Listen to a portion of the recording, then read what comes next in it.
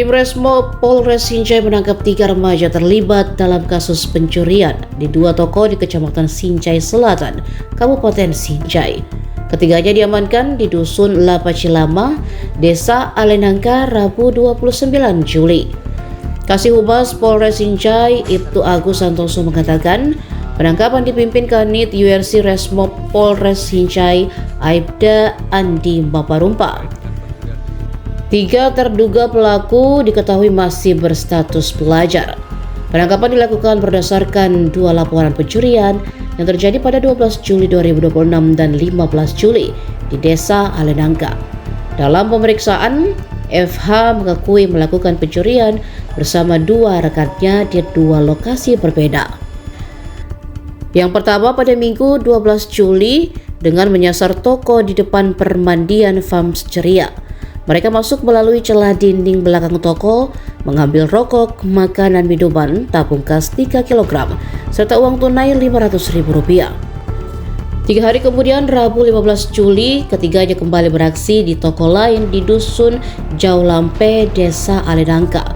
Mereka masuk melalui tangga belakang toko dan mengambil berbagai jenis rokok, korek api, serta uang tunai Rp1,1 juta. Jadi terkait dengan pencurian di Kecamatan Sinjai Selatan, pelaku berjumlah 3 orang, itu masing-masing berinisial FH, kemudian MR, kemudian AP. Yang ketiga orang tersebut masih di bawah umur. Kemudian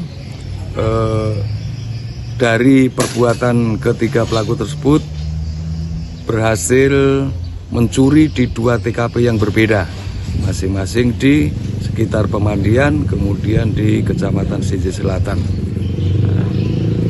Dalam aksinya itu dari rekaman CCTV itu tampak ketika pelaku ini mengenakan kardus untuk menutupi identitasnya. Itu bagaimana?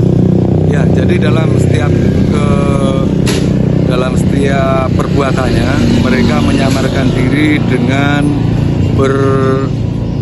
menggunakan kardus, dia tutupi kepalanya dengan kardus begitu.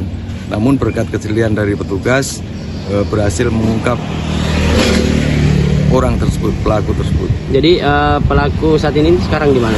Untuk pelaku sementara diamankan di Mapolres Sinjai untuk proses selanjutnya. Imbauannya kepada masyarakat.